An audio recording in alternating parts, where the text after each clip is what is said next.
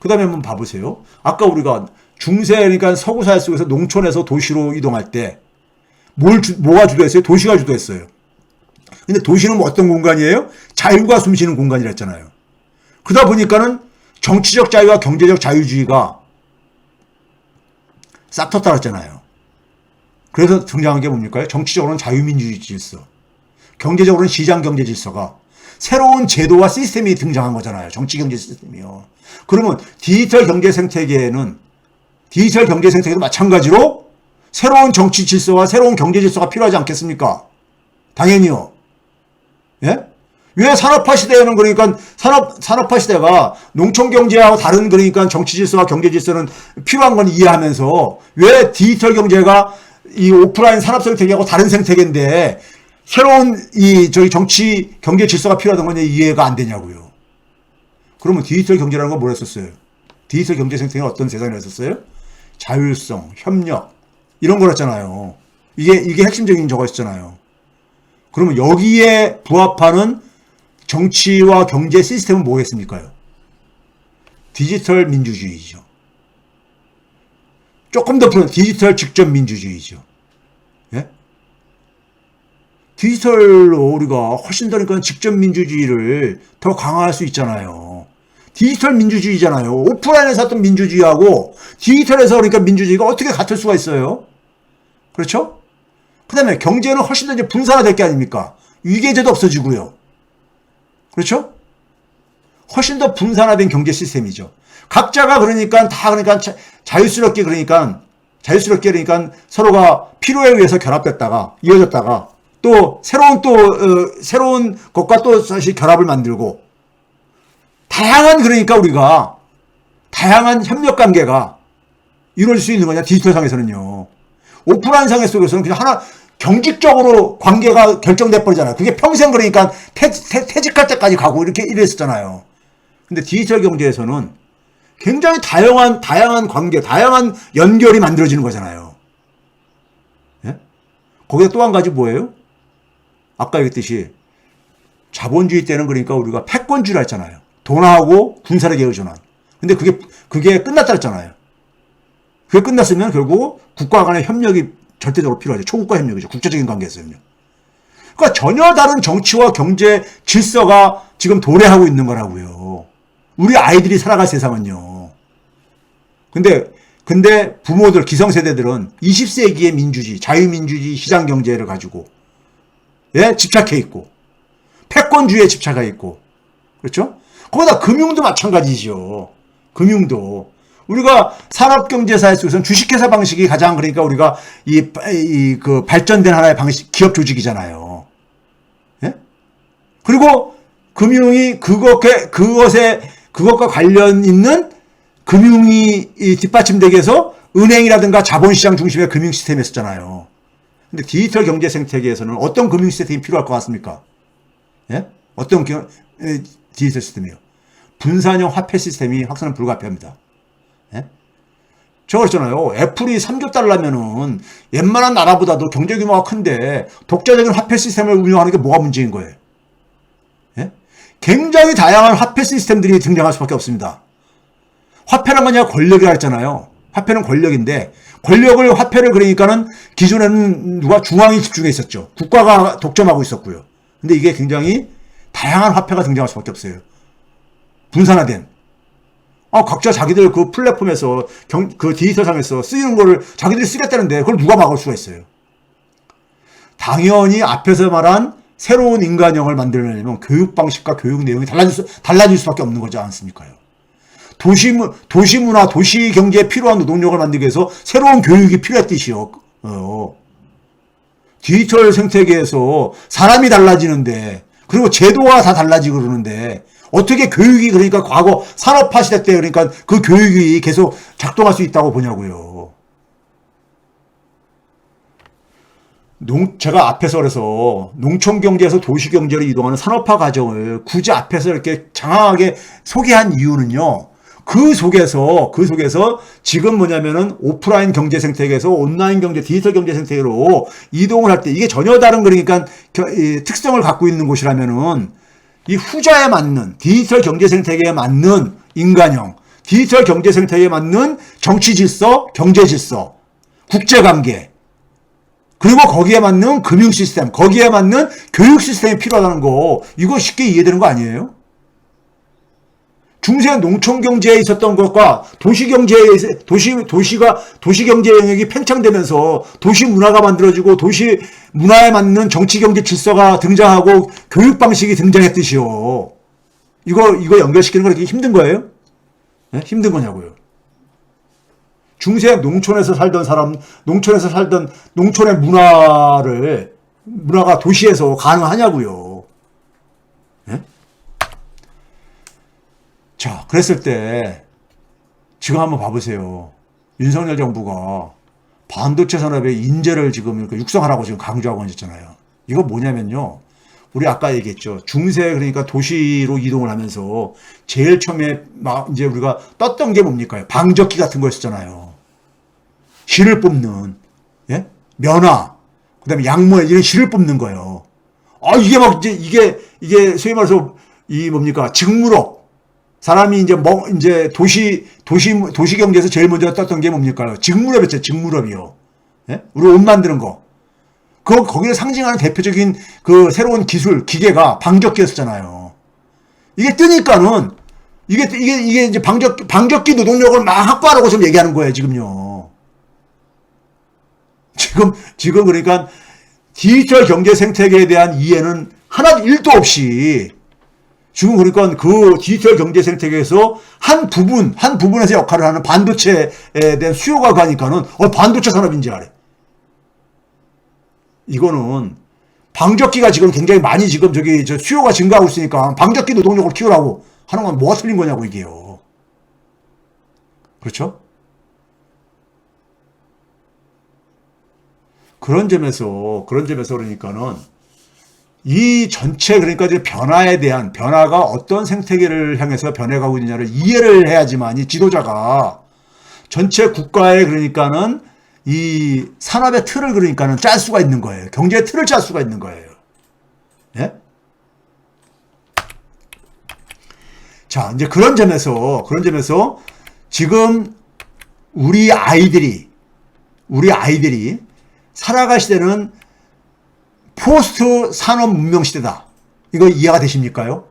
포스트 산업 문명 시대다. 즉 과거식으로 표현한다면은 농촌 경제에서 도시 경제로 지금 이행하는 그러한 시대 때 만약에 우리가 살아갔다면 우리 자녀들을 어떻게 키워야 되겠습니까요? 도시 경제에 맞는 인간으로 그러니까 키워야 될 게 아니겠습니까? 도시 경제가 그러면 어떤 방향으로 도시 경제가 채워질지를 이해를 해야 될 게 아니겠습니까? 예? 도시 경제는 어떤 문화를 가지고 살아가야 될 것이고 도시 경제에서 요구하는 가치관과 규범은 어떤 것이고 도시라는 경제에서 필요로 하는 그러니까 정치 시스템, 경제 시스템은 어떤 거고 거기서 그러니까는 우리가 살아가기 위해서 어떤 사람으로 키워야 되는가, 교육을 어떻게 되고 다 다르잖아요. 그럼 지금 마찬가지입니다. 산업문명이 지금 그러니까 우리가 막을 내렸다는 건 많은 사람들이 많이 이해를 해요. 그러면 그 새로운 그 다음에 그러니까는 산업문명 이후의 문명은 어떤 문명이냐? 이걸 제대로 이해해야지만이 아까 앞에서 얘기했듯이 지금 어디를 향해서 가고 있는지 우리 자녀들이 살아갈 세상이 어떤 세상인지를 이해하는 것이잖아요. 그거 이해를 하고 안 하고는 엄청난 차이가 있었잖아요. 그거 이해를 못하면은 준비를 할 수 없는 거잖아요. 준비할 수 없으면은 시대 부적응자인 거죠. 그렇죠? 그런 점에서 지금 우리 부모들이 살아왔던 그러한 문명이 아니라 산업 문명이 아니라 우리 자녀들이 살아갈 디지털 경제 생태계, 디지털 문명 여기가 요구하는 것, 여기가 어떤 세상인지를 이해하고 그것에 대해서 우리 아이들을 이해를 시키면서 그거를 위해서 준비를 할 수 있게 준비를 시켜줘야 되는 것이 우리 기성세대의 의무이고 책임이고 또 그것이 국가의 정부의 역할이 되어야 되는 게 아니겠습니까? 그렇죠? 그러한 것들이 없으면은요, 우리 아이들은 좀비가 됩니다. 오늘 많은 젊은이들이 좀비처럼 살아가는 이유가 바로 그거인 거예요. 내가 뭘 해야 되는지를 모르겠는 거예요. 왜? 지금 변화하는 세상에 대해서 아무 준비를 안 했으니까, 안 시켰으니까는, 우리가, 기성세대들이. 예? 기껏 이 욕망이 많은 부모들이 하는 게 아까 앞에서 얘기했듯이 가짜 스펙 만들어가지고 자기들 기준으로, 자기들 살았던 시대의 기준으로 아이들을 그러니까는 거기다 끼워 맞추는 거 아닙니까? 그렇게 만들어진 아이들이 부모의 눈으로, 부모의 기준으로 만들어진 아이들이 지금 디지털 문명에 필요로 하는 디지털 문명에 맞는 그러한 인간형이겠냐고요. 예? 그런 점에서 이거는 그러니까는 부모들이 절대적으로 이해를 해야 되는 것이고, 그래야지만이 내 자녀에 대해서는 너무나도 그러니까 우리가 본능적으로 우리가 내 자녀들에 대한 소위 말해서 무조건적인 사랑들을 갖고 있잖아요. 사랑하는 마음을 갖고 있잖아요. 포기를 못 하잖아요. 근데 문제는 뭐냐면 부모들이 이 집 변화하는 걸 모르다 보니까는 아이들한테도 제대로 그러니까는 그걸 소통이 안 되고, 아이들은 그 속에서 뭐냐면은 그냥 부모들이 살던 시대의 그 세계관, 가치관, 이 경험을 가지고 아이들한테도 계속해서 그것을 요구하고 그러니까는 제대로 이게 아이들이 뭘 하나 제대로 준비를 할 수 있겠냐고요. 그렇죠? 그런 점에서 오늘 그러니까 이제 제가 말씀드린 거는요, 이 포스트 산업문명 시대, 지금 그러니까 산업문명이 종언을 하고 이 새로운 문명이 전개되고 있는데, 이것에 대해서 그러니까 우리 기성세대 부모들이 이해를 해야지만이 우리 자녀들을 준비시킬 수 있지 않겠냐 이거예요. 그렇죠? 그래서 이제 준비를 한 건데, 그래서 이것을 좀 이번엔 역사 학도로서 그러니까는 한번 접근해 본 겁니다. 그래서 역사 학도로서 접근하다 보니까 우리가 얻을 수 있는 힌트가 뭐냐? 중세에서 근대로 넘어가는 과정 속에서 우리가 어떤 것들이 그러니까는 넘어가는 것을 우리가 읽을 수 있었던 것이 무엇이었느냐? 우리가 이행기에는요, 이 변화시키는 원천의 힘이 뭐냐를 이걸 읽어내야 되는 거예요. 이걸 읽어내야 되는 겁니다. 그러니까 중세시대 때 도시라는 곳은요, 굉장히 매력이 없는 공간이었어요. 소위 말해서 원거리 무역이라든가 이런 것이 소위 말해서 번성하기 전까지는요. 예?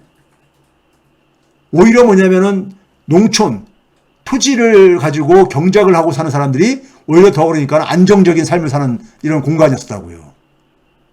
그런데 그 도시가 혁명과 혁신에 그러니까는 공간이었었던 거고요. 근대를 만들어내는, 창조는. 그럼 지금도 마찬가지입니다. 지금도 디지털 경제 생태계의 특성을 이해를 해야 되는 거예요. 네? 특성을요. 그래서 제가 오늘은 역사학도로서 좀 그러니까는 이 포스트 산업문명이라는 것은 사실 그렇잖아요. 산업문명 이후의 세계가 어떠한 세계인지를 지금 그려져 있는 게 아니잖아요. 완성된 세계가 아니잖아요. 그거를 그러니까 우리가 어떻게 전망을 해야 되느냐. 그거를 그러니까 누가 더 정확하게 전망을 하냐에 따라서 누가 더 제대로 준비를 하느냐. 이게 결정되는 거잖아요. 그렇죠? 이런 이제 부분을 다시 한번 좀 여러분들에게 이해를 시키기 위해 가지고 이 역사적인 측면 속에서 이 중세를 다시 끄집어낸 거고, 중세의 자치도시가 가졌던 의미를 다시 끄집어낸 이유가 거기에 있었습니다. 제가 무슨 역사 강의를 하기 위해서 이걸 한 게 아니라요. 지금 우리가 살아가는 시대를 이해하기 위해서 절대적으로 필요한 것이라고 해가지고요. 그래서 지금 여러분들이 오늘까지 그 방송을 통해 가지고 디지털 경제 생태계가 기존의 오프라인 경제 생태계하고 산업 경제 생태계하고 전혀 다른 생태계, 전혀 다른 세상이라는 것을 좀 이해를 해줬으면 좋겠고요. 물론 제 논리에 동의를 못 하시는 분들은 뭐 할 수 없는 것이고요. 그랬을 때 그 디지털 경제 생태계가 요구하는 인간형, 그리고 디지털 경제 생태계가 어떠한 정치, 경제, 금융, 교육 이런 걸로 변화할 것인가 하는 것을 조금 참고가 됐다면은 우리 아이들이 어떤 준비를 해야 되는지를 대충 감이 잡혔을 겁니다. 그렇다면 적어도 지금과 같은 교육은 아니에요. 지금 현재 우리 눈앞에서 벌어지고 있는 이 교육은 아니에요. 네? 그러니까 그 기준으로 가지고 보면 아이들 망칩니다. 아이들 좀비 만듭니다. 무능력자 만들어요. 부적응자로 만듭니다. 시대 부적응자로요. 그런 점에서 오늘 좀 여러분들이 새롭게 지금 도래하고 있는 문명에 대해서 좀 이해하는 시간이 되었으면 하는 마음입니다. 예, 오늘도 벌써 한 2시간 됐네요. 내일 제가 아침부터 내일은 2개의 강연이 있습니다. 서울대에서 하나가 있고 서울대에서 물론 이제 기업 강연인데 기업적인 강연인데 그리고 서산을 또 내려가야 됩니다. 서산시를요. 서산시 초청으로 좀 내려가야 되기 때문에 오늘 이 정도로 마쳐야 할 것 같습니다. 여러분들 제가 처음에 얘기했듯이 여러분들의 사랑과 관심이 저한테는 힘입니다. 힘이고 피곤함에도 불구하고 여러분들과 이렇게 디지털 상으로나마 만날 수 있는 것도 여러분들의 그러한 관심과 사랑의 덕택입니다. 너무너무 감사합니다. 여러분들에게 도움이 됐다는 것이 저한테는 최고의 사실은 격려이고요. 제가 지탱할 수 있는 힘입니다. 그런 점에서 다음 시간에는 다음 주에는 갈 길 잃은 연준, 길을 잃은 연준 이 주제를 가지고 좀 말씀을 드리도록 하겠습니다. 자, 한 주 동안 잘 건강하시고요. 다음 주에 뵙도록 하겠습니다. 여러분 사랑합니다. 그리고 많은 관심과 또 사랑 또 부탁드리도록 하겠습니다. 감사합니다.